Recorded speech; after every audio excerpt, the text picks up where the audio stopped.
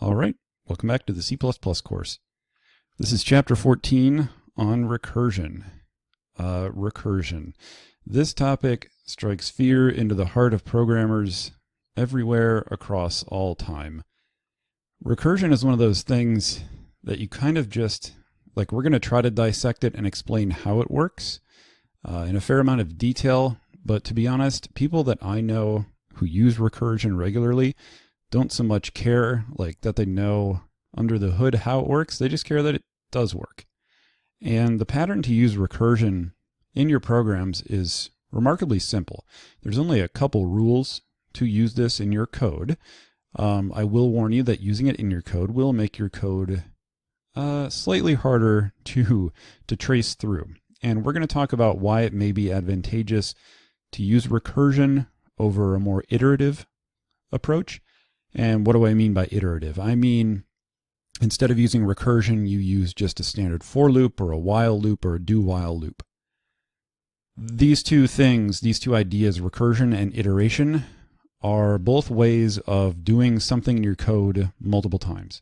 It just depends on what your current problem space is that will help you decide if you want to use recursion or iteration. Iteration is easy to understand, but may not be as elegant as a recursive solution. So let's get into it. Here's our topic. So we're going to take a look at what it is. I haven't even defined it yet, so we'll do that. We'll take a look at several examples of recursion. These are definitely textbook examples of when to use recursion properly and correctly. We're going to look at how to compute a factorial recursively. We'll take a look at how to do greatest common denominator recursively, solving recursively defined problems in general. We're going to take a look at something called binary search. It is a method of searching a collection for a particular piece of data that lends itself very nicely to a recursive algorithm. And then finally, we'll look at quicksort.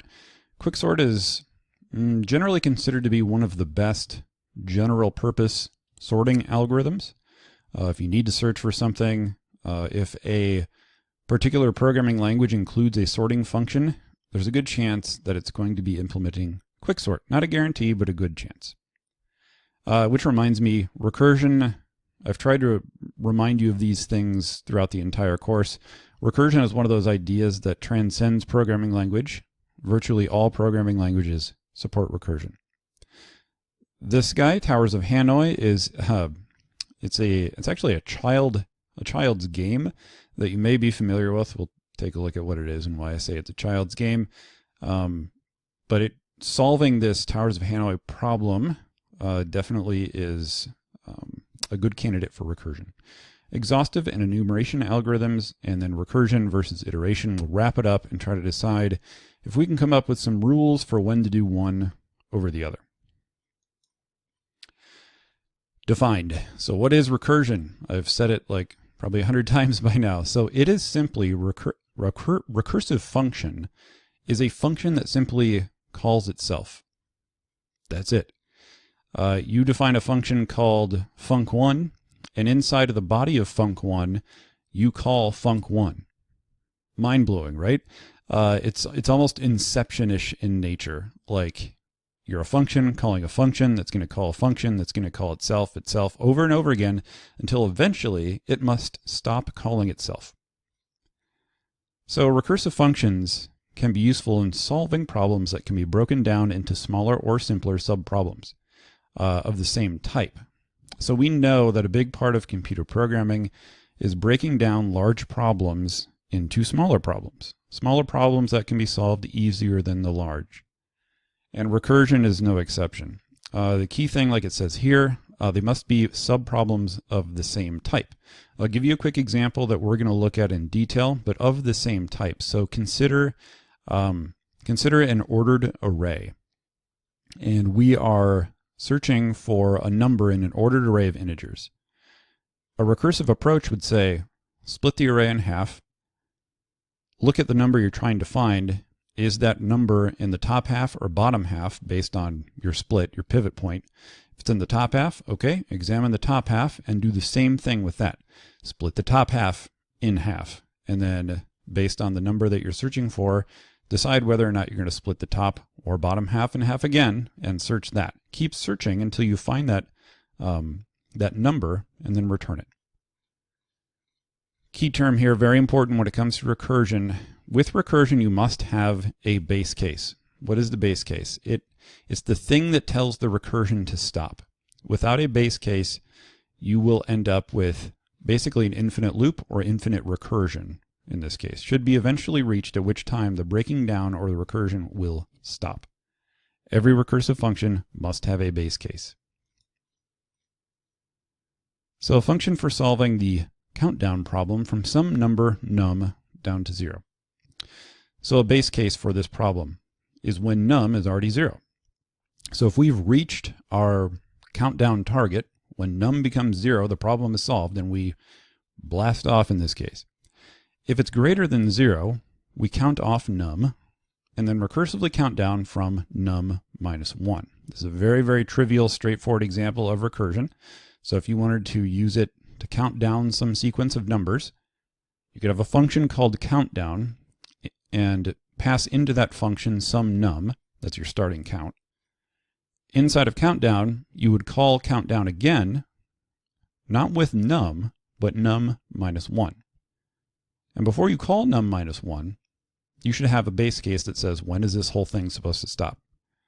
Base case is when num equals 0. That's when we've reached our target and we print out a message. Good. Here's the example. So void countdown, okay? Passing in an int num.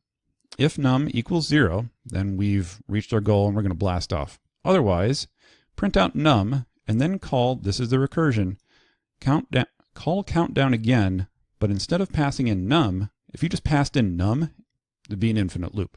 We have to modify the input to the countdown function when we call it again. So instead of calling countdown of num, pass in num minus 1.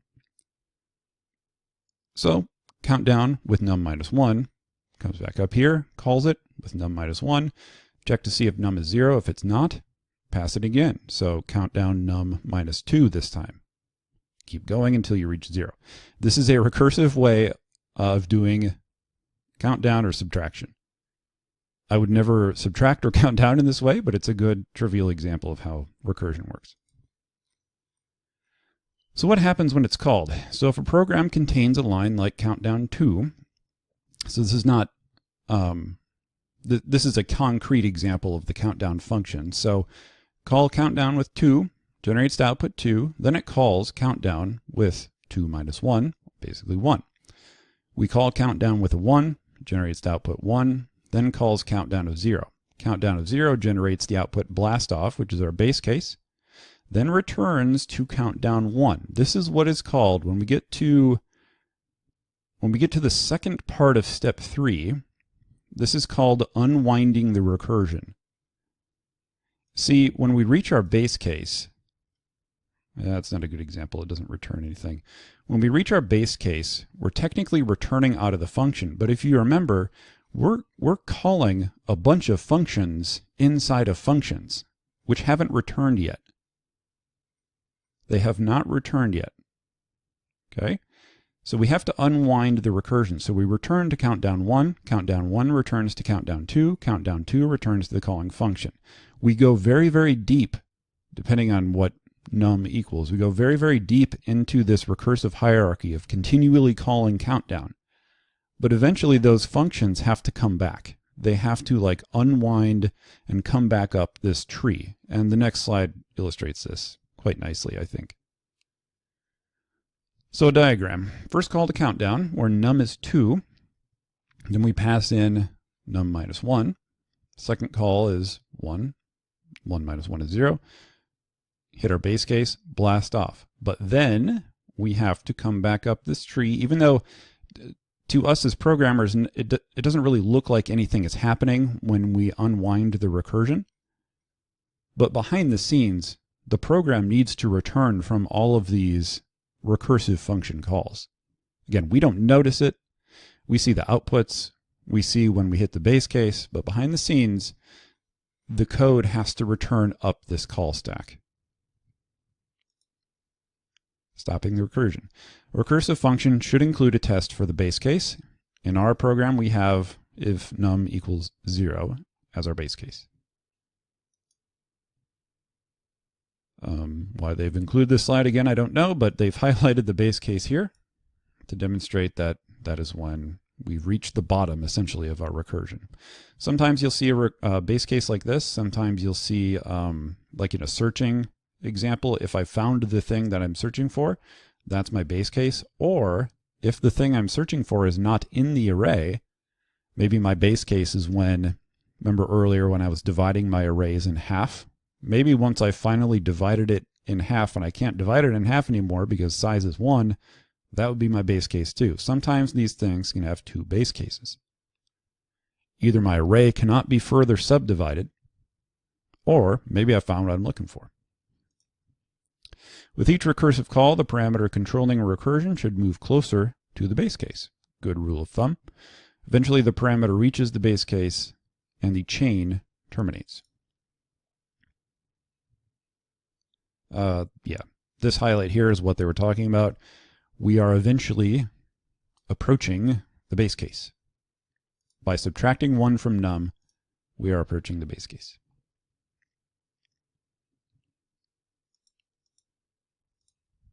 Okay, each time a recursive function is called, a new copy of the function runs with new instances of parameters and local variables being created. If that sounds expensive to you in terms of computing power and memory, you'd be correct. We're creating new copies of everything that gets passed into the recursive call every time we make a call. So not only is recursion tricky to just understand intuitively, well, not intuitively. Intuitively, it's sometimes pretty easy to understand, but under the hood, it's tricky to wrap your mind around. It also can be longer running. Recursion can take longer to solve the same problem that an iterative approach would take. It also can use up more computer memory. The power in recursion is its ability to logically divide up problems into smaller, similar subproblems. It's a tool in our tool belt. As each copy finishes executing, it returns to the copy of the function that calls it. That is what I mean by unwinding the recursion. When the initial copy finishes executing, it returns to the part of the program that made the initial call. So eventually, somewhere in our program, we called countdown for the first time inside of int main or something. Eventually, once the recursion is unwound entirely, we will return to main where we made this first call. Let's get our hands dirty and write a recursive function. And we are on page 932. Yes. Cool. Yeah, let's write a simple recursive function here. So 14.1, I've got a blank program here up already. Feel free to pause the video if you need to get to this point. Same procedure as always. Okay, so this is a function, so I need to prototype it. Void message int. I'll return 0. Void message int times. Okay. Bump that. If times is greater than 0, cout message times, new line. Here's the recursion. Message passing in times -1. Okay, in this case, the base case isn't like an explicit if this thing equals this. Our base case is implicit. It's not explicit, it's implicit. We're saying as long as times is greater than 0, keep recursing. Once times becomes equal to 0, hopefully not less, but equal to 0, then stop, then unwind the recursion. Yes, let's call it.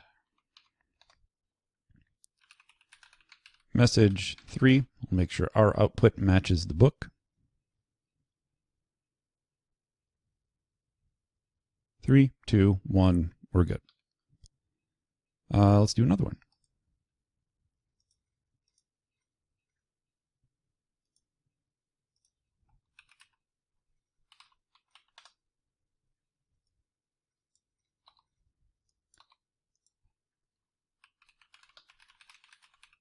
Should have mentioned, obviously, no special includes are needed for recursion. These are just functions after all. So void message int, again, is our prototype.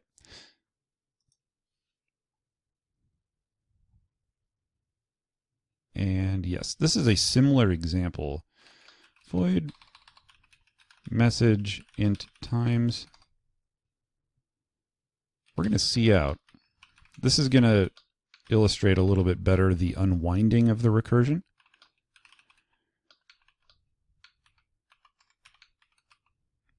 So here's our base case. If times is greater than 0, call messages, passing in times -1.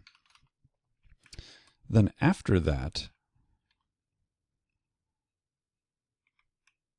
message. After that, cout message times is returning. This will show us for sure the unwinding effect that happens. Let's call it up here.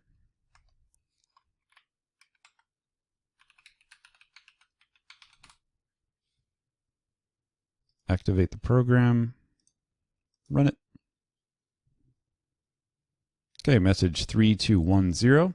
Now the 0 call is returning, 1 call is returning, 2, 3 is returning.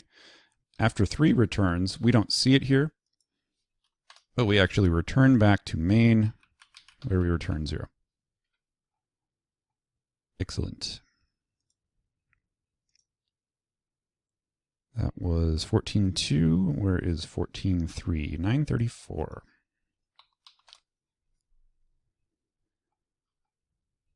Recursive function for counting the number of times a character appears in a string. Ooh, something that's actually interesting. Okay, 14.3.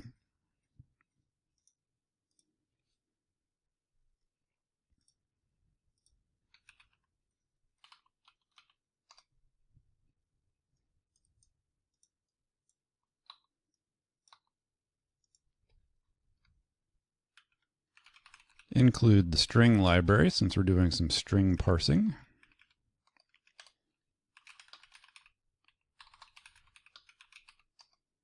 Here's our prototype, int frequency, passing in a char that we're searching for, a string, which is the input string, and then an int for position at which we are searching. So where are we starting this search?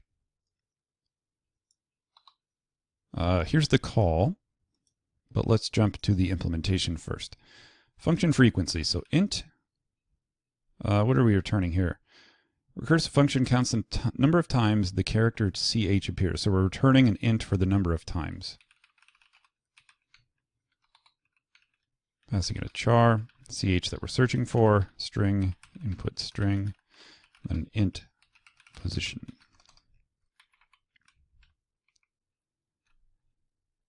Okay.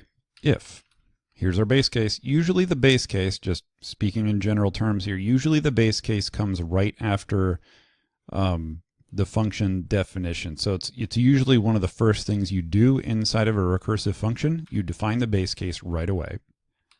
Helps you not to forget to do it. If position equals input string dot length. That's our base case. If our position reaches the end of the string, we know we don't have anything else to process.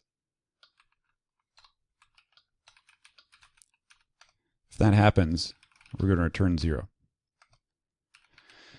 If, however, input string at location position, so keep in mind here we're treating this input string, this is a C++ string, but we are accessing characters in the string using array notation.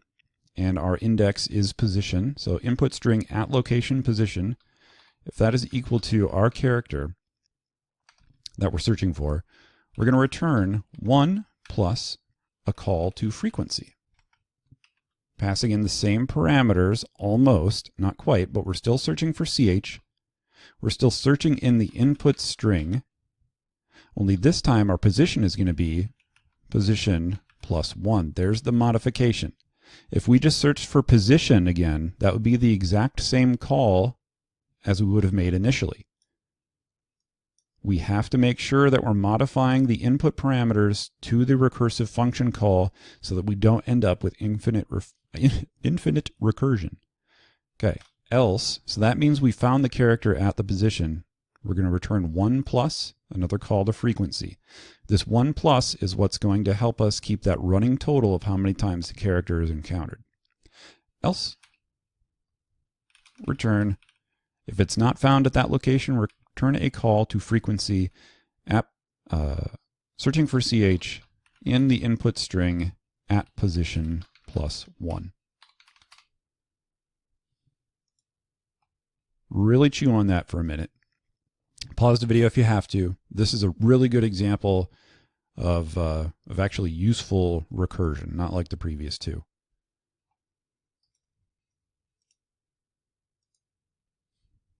Okay, let's call it. So here's a string, input string equals ABC DDD Cout.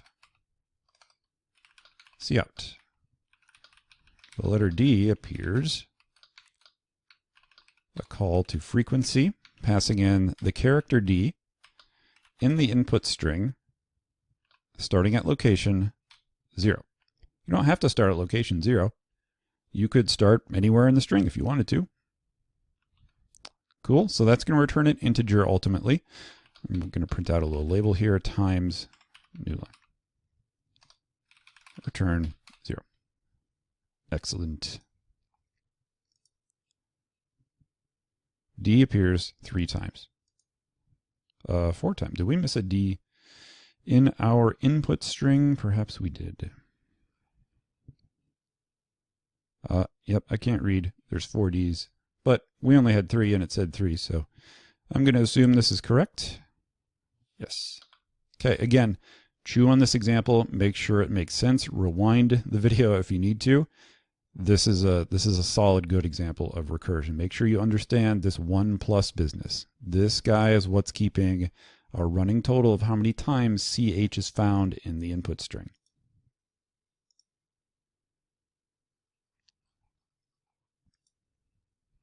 Okay, direct and indirect recursion.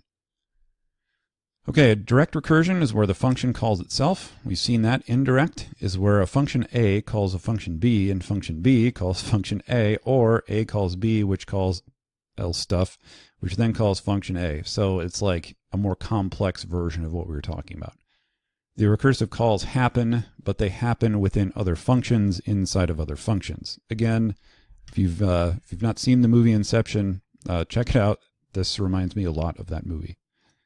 Recursive factorial, another great example, textbook example taught in lots of computer science classes all over the country and world as far as a good application of recursion. So what is factorial? Factorial is a mathematical operation that for whatever reason isn't used or taught a lot in high school math classes, but it is the exclamation point. That's the symbol for factorial. The factorial of a non-negative integer n, so those are our constraints. A non-negative integer n is the product, so multiplication, of all positive integers less than or equal to n. That's a lot of words to say 9 factorial, for example, is equal to 9 times 8 times 7 times 6 times 5 times 4 times 3 times 2 times 1. Okay. Here's, n factorial exclamations. Factorial of 0 is 1. Sounds kind of like a base case to me. Anyway, factorial of 0 is 1. This is just a given. This is part of the definition of factorial. N factorial is equal to n times n minus 1 ... times 2 times 1 for all n greater than 0. That's a lot of words again. I'm going to say, do a shorter example. 5 factorial equals 5 times, I can type times 1. Oh, and then our base case there. Yes, and these numbers can get large quickly.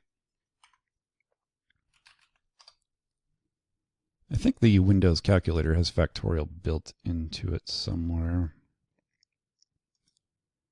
Yeah, n factorial.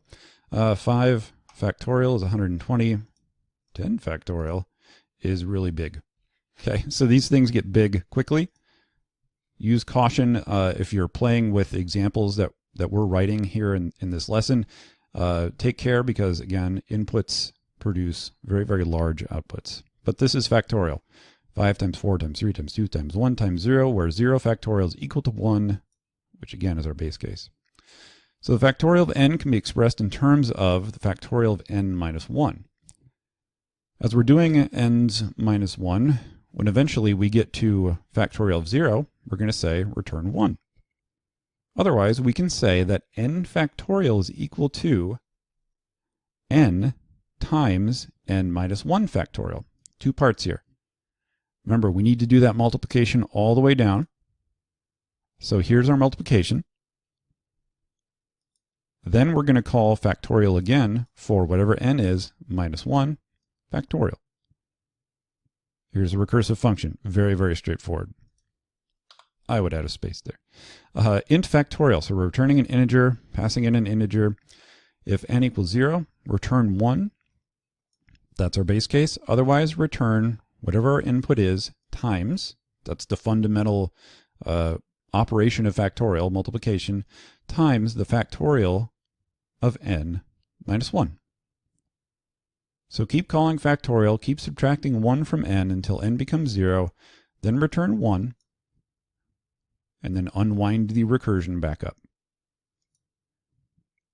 Yeah, some more explanation here. Let's go to page 936.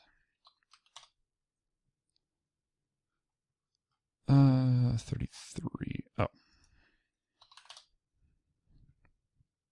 Yeah, here we go. So if you need more explanation on factorial, you can find it here on page 936. But we're going to jump into the next page, which is the hands-on 14.4.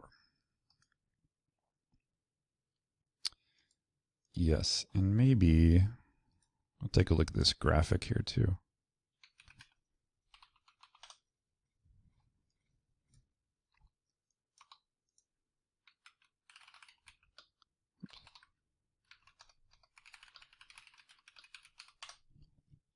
Let me back up a page. This is what I think I was getting at with that. I guess this is the whole graphic. Okay. If we're doing factorial of 3, num is 3.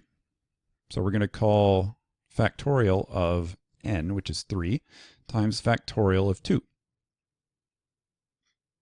Keep going down, subtracting 1 each time until you get to factorial of 0, in which point num equals 0.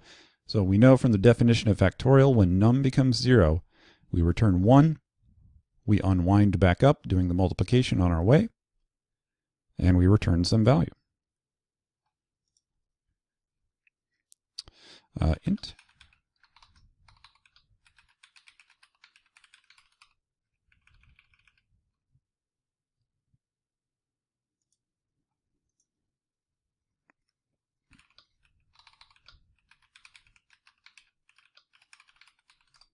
Okay, starting with our base case, if num is equal to 0, return 1 per the definition of factorial, else return num times factorial of num minus 1. It's as easy as that. This is why what I was trying to say earlier is sometimes using recursion can express the solution to a problem easier than iteration. Even though if you were to run this factorial function iteratively versus recursively, iteratively might win just with a regular for loop or something, but I think the recursive version is much more elegant and expressive, which, you know, it is what it is. Like if you're going for expressive and speed doesn't necessarily matter, whatever. You'd want to test it out and make sure, like which one, check and see which one runs faster than the other, iteration versus factorial. But this is kind of a beautiful, elegant solution to the problem. I guess we should test it, eh? 14.4.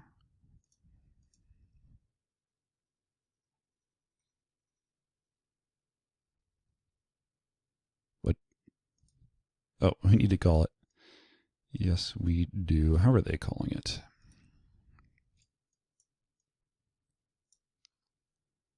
Oh, they're doing the enter a number thing. Whatever. Cout. Let's just print the result. Who cares?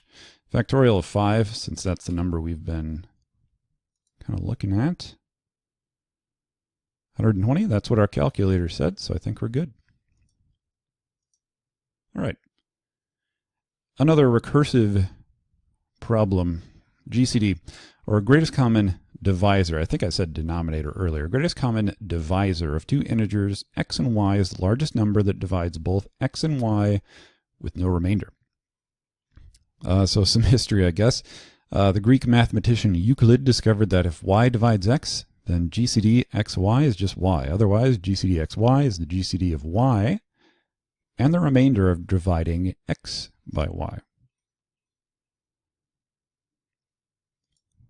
Here it is.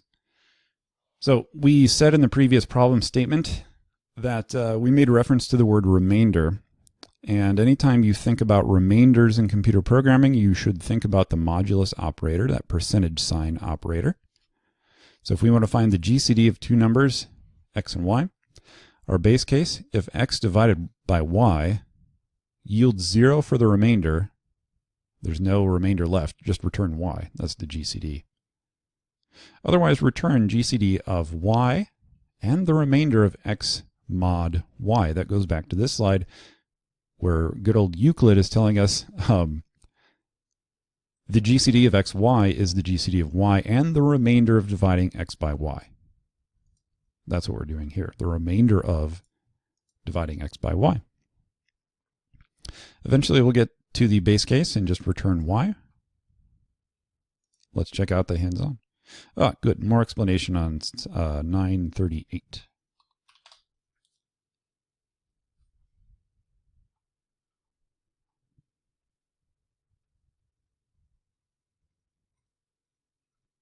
Let's just do the hands-on.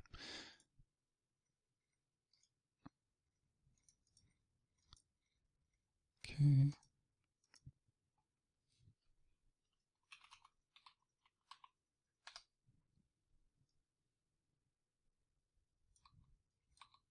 No special includes. All right, int GCD, int. Down here, int GCD, int, let's see what they're using for their parameters. X and Y maybe, hopefully. Yes.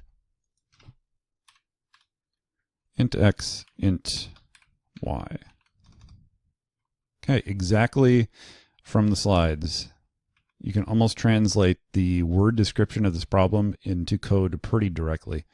If X mod y equals 0, return y, else make the recursive call, return GCD at y, x mod y.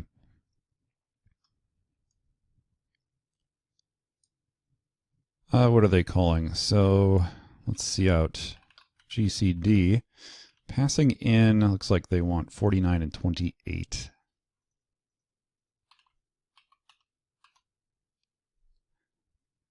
So if this GCD stuff has been confusing, like if the intuition doesn't make sense, look what they're doing here. They want to know, look at the answer to the problem with inputs 49 and 28. Basically, we want to know what is the largest number that can be divided evenly into both of these inputs. So 7 is the largest number that will go into 28 and 49 an even amount of times. That's the reason for the remainder check there. So let's just run it with this particular input. Make sure we get 7, and we do. Again, very, very simple, elegant solution to what may seem like is a complex problem. Okay, solving recursively defined problems. Fibonacci is another classic example of recursion in action. So the natural definition of some problems leads to a recursive solution. If you just read like the mathematical definition of a thing, of a technique, a topic, or a problem, if you just read it and it sounds like recursion, probably a good candidate for it.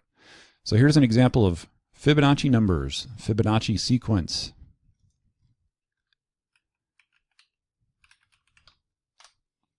Graphically, looks like this. It's the golden ratio. Pretty cool stuff. This thing appears in nature all the time. Think of how many places in nature you see a spiral that looks like this. I'm thinking of seashells, the human face. Lots of different places this thing appears. Pretty cool. But mathematically, it's defined like this. So the example of some Fibonacci numbers. So we define the first two Fibonacci numbers as 0 and 1. Just that's a given. The first two numbers are 0 and 1. Then each next term is the sum of the two preceding terms. Okay, so this 1 comes from 0 plus 1. That gives us this 1. This 2 comes from 1 plus 1. 3 comes from 1 plus 2. 5 comes from 2 plus 3, etc. down the line. So the next number is a result of preceding numbers. We can solve this recursively pretty naturally. So the recursive calculation of the nth Fibonacci number looks like this. So Fibonacci of n equals Fibonacci of n minus 1 plus Fibonacci of n minus 2. Whatever your n is, say we're focusing on, let's take 3. 3 is my n. I want to know Fibonacci of n minus 1, which is 2. Fibonacci of n minus 2, which is 1. Give me the sum of those two, plus sign, gives me 5. Gives me 3. 3 is the number we're focusing on. N minus 1 is 2. N minus 2 is 1. Sum those, you get 3. Base cases, n equals 0, n equals 1. We know those are defined for us. Here's the code. Fibonacci, giving an n as input. If n is less than or equal to 0, return 0. Else if n is equal to 1, return 1. So these two base cases are necessary. In case the caller of the function passes in 0, we'll just return 0. If they pass in 1, we'll return 1. Otherwise, keep doing this recursive thing until eventually, probably we're going to get to this case more than this case. We're eventually going to get down to 1. And we're just going to return 1. Otherwise, return Fibonacci of n minus 1 plus Fibonacci of n minus 2. That's so straightforward, and we'll check out the more information on 939. Yeah, it's just a mathematical definition. The hands-on is so simple, I don't even feel like coding it up. It's exactly what was in the slides. So if you want to know the first 10 Fibonacci numbers, for example, you can write this function, call it with 10, and you'll see them listed here. 2 base cases in this case. Otherwise, fib n minus 1 plus fib n minus 2. All right, shifting gears a little bit from math to searching. So recursion can show up all over the place. Recursive binary search function. Assume that an array A is sorted in ascending order. Okay, good assumptions here, very, very important assumptions. Binary search works pretty quickly. It searches pretty fast in large inputs, but we must assume that it's sorted in ascending order and that we have an item X to search for. We want to write a function that searches for X within the array A, returning the index of X if it's found. Otherwise, we return -1 if X is not in the array. That's our function definition. Okay, so the recursive strategy for searching a portion of the array from index low to high. So in this case, it looks like we're searching the entire array, but really, as we're going to see, when we're using binary search recursively, we're going to keep track of the a low value in the array that we're searching and a high value. This could be just a portion of the array. It's not necessarily the whole thing. So we have a low, we have a high, and we have a midpoint. Those are the important features when we're doing recursive binary search. Okay, here's kind of our recursion. So if array A at location M, which is our midpoint, equals X, which is what we're searching for, we found it. So return M. Return that index, return that location. If array A at location M is greater than X, so if our midpoint is greater than X, that means our midpoint is too high. So in that case, we're going to search recursively array A from location low to location M, which is our midpoint, -1. If I could draw on this screen, I would show you that if A of M is greater than X, we're going to search the left half or the low half of the array, keeping in mind the indexes that we're searching. We're searching from array at location low to the array at location M, because it's not M. The thing that we're searching for is not at M. So we're going to search instead for M-1, one slot next to it. Similarly, if A of M is less than X, yes, if our midpoint is less than the thing that we're searching for, search the array from location M, because it's not M, at location M+1, from there all the way up to the high point. And then recurse and do it again. Redefine your midpoint. That's one thing that this slide left out, is how do you calculate the midpoint? It's just a simple division. But we're going to assume that we're maintaining our midpoint, and then we're just recursively searching higher or lower depending on this comparison. Is A of M greater than or less than X? Here's what it looks like. Search function in 1, 2, 3, 4, 5, 6, 7 lines of code. Pretty cool. Binary search, so we're passing in the array. We're going to pass in a low index, a high index, and an int for the thing that we're searching for. Here's that definition of the midpoint, by the way. So midpoint equals whatever our low is plus whatever our high is divided by 2. Make sure that makes sense. Here's my low. Here's my high. That means my midpoint is that divided by 2. The sum of that divided by 2. Now I have my M. By the way, I wanted to point out, notice how nice it is that we're kind of thinking about the problem in some amount of detail before we see the code. Once we have an intuitive sort of grasp on the solution to the problem, writing the code becomes just like this other thing that we have to do. We've already done the hard work in this slide and this slide. When we're actually writing the C++ code to do this, it's like a no-brainer almost. So we found our midpoint. We've said, oh, we didn't say this yet. What does this mean? So if low becomes greater than high, if those two indexes, if low becomes greater than high, we're done. We haven't found the thing that we're looking for, so return -1. From our problem statement, we said if that happens, if we can't find what we're looking for, return -1. Let me try to show you why this holds. So we're adjusting low and high in M over and over again. These two indexes, low and high, are going to get closer and closer with the more divisions that we make. The more recursive calls we make, the closer these two indexes get to each other. Eventually, they're going to get very close to each other, and then they're going to flip. High is going to become less than low, or low is going to become greater than high.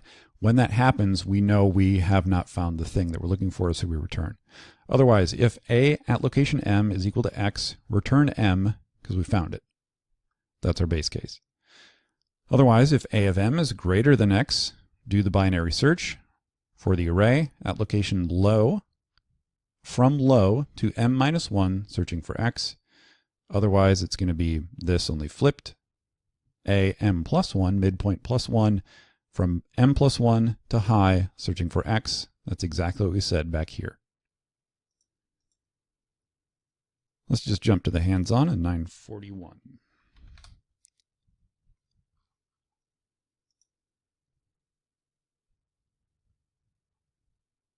Same thing.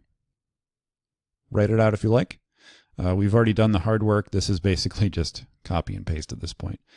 The hard part about recursion isn't writing it necessarily, it's understanding what you're writing. So I'm not going to waste time retyping this out. They have a nice input here. Notice about the input that it's in ascending order. Integers. Okay. Yes, quicksort. The recursive algorithm that can sort an array. First, determine an element to use as the pivot. This is going to seem similar to binary search. So we've got a pivot point, we've got a sublist 1 and a sublist 2. Then values are shifted so that elements in the sublist 1 are less than pivot and elements in sublist 2 are greater. So that's recursively sorting sublist 1 and sublist 2. And then the base case is that sublist 1, or that any of the sublists has a size less than or equal to 1. That means we haven't found it. Let me point out again if it isn't obvious. Previous example, we're doing search, quick sort, we are sorting. Okay. Remember, one of the conditions of binary search is that the array is sorted. So if you're looking for something in an array, it might be advantageous to quick sort it first, then use a binary search, because both these algorithms are fast. All right, let's write this thing. Maybe the more explanation will actually be helpful this time. Marginally. Yeah, the pivot, the sublist entries, yeah. Yeah, here's some C code to do that. Let's just write the thing. 945.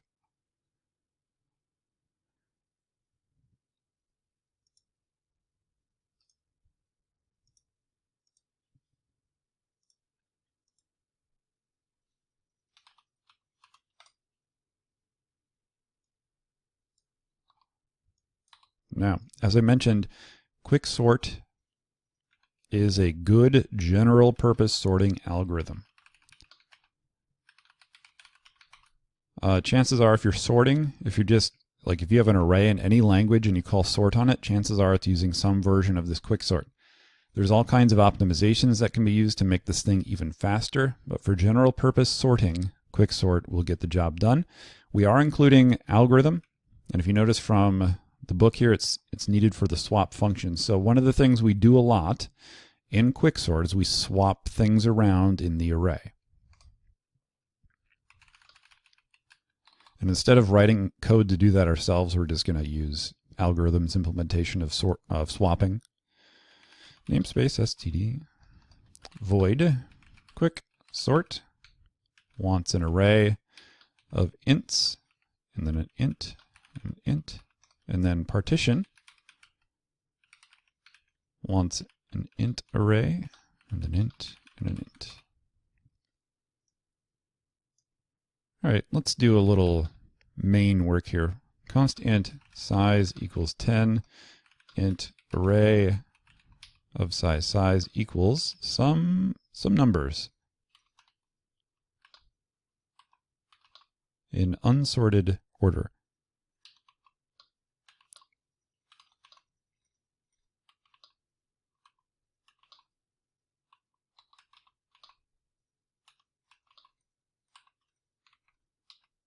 Good enough. All right, echo the array. Just print it out for int k equals 0, k is less than size, k plus plus. Cout. Array at location k followed by a space. Okay, call quicksort. Passing in the array. 0 and size -1. Now print it out again. I'm just going to copy paste this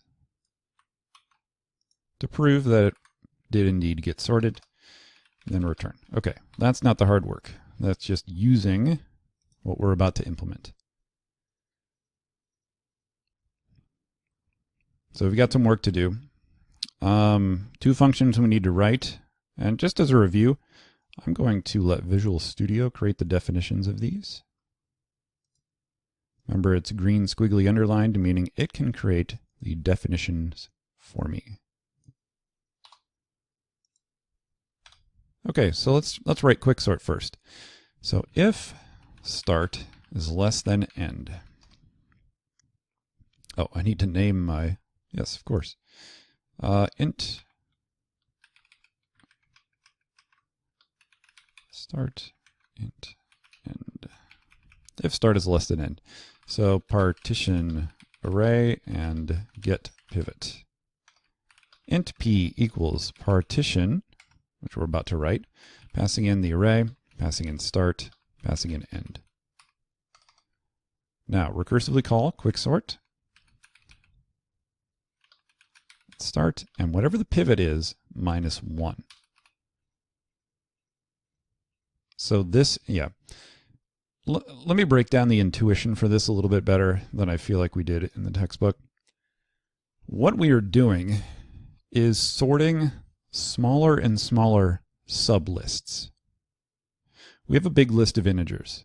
That would be hard to sort, especially if it was a very large array of 100 numbers or 1,000 numbers. But it is easier to sort this big thing if we can break it up into smaller subproblems. So what we're trying to do is set a pivot point so that we can sort smaller arrays and then basically like glue them back together, sort of. So if you notice we're going to sort the portion before the pivot to the left of the pivot, and then after the pivot or to the right of the pivot. Okay. So that's going to get before the pivot. Here's after. P plus 1 to end. Okay, that's it. That's quicksort. But partition. So partition rearranges the entries in the array from start to end so that all values greater than or equal to the pivot are on the right side, all values less than are on the left side. So this is where really a lot of work is going on. This is what is swapping those elements. Quicksort, that function is kind of like the high level. The nitty-gritty dirty stuff is down here in the partition function. So int pivot value equals array at location start, and I do need to name my parameters. Visual Studio didn't assume what I wanted to call these parameters. And I always put my square brackets where they shouldn't be. There we go. So that's the value. That's the pivot's value. Int pivot position equals whatever our start is. So we got the value and the position. Now rearrange rest of array elms to partition the sub range from start to end. Cool. For, yes, this is recursion, but you can still use a for loop. For int pause equals start plus 1, while pause is less than or equal to end pause plus plus. Okay, if, here's the comparison. If array at POS is less than the pivot value,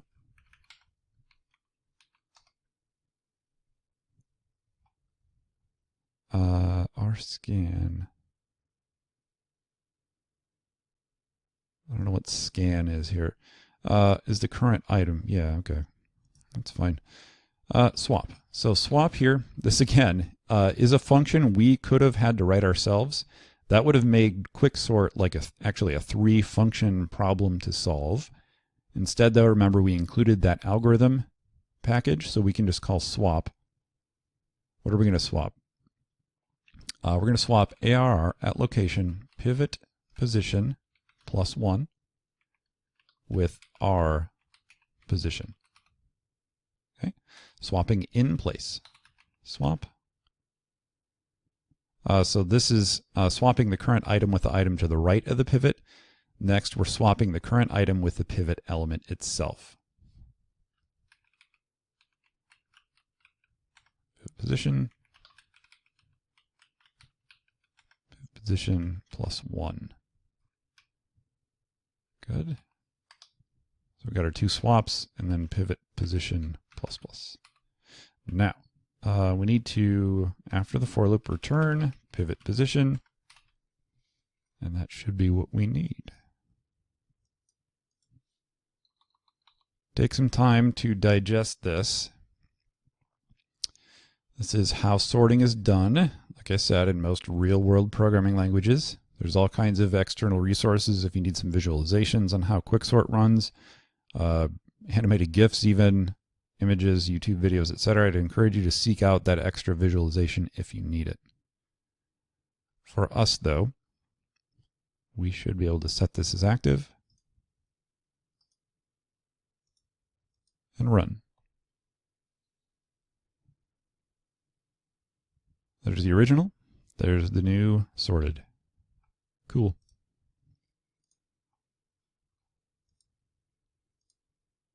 Finally, Towers of Hanoi. This is one we'll describe what the problem is, and I will leave the code and solution up to you guys to do as an exercise. So what is Towers of Hanoi? This is a children's game is how I think of it. There's 3 pegs. So 1, 2, 3 pegs. One has n discs on it. The other 2 are empty, and that's the starting scenario. The discs are arranged in increasing diameter from top to bottom, so they get small on top, large as you go down. The objective is to move the discs from peg 1 to 3. With these constraints, only one disc moves at a time. All remain on pegs except the one being moved, and a larger disc cannot be placed on top of a smaller one. So how do you do it? So number of discs, n-1, you just move the disc from peg 1 to peg 3, and you're done.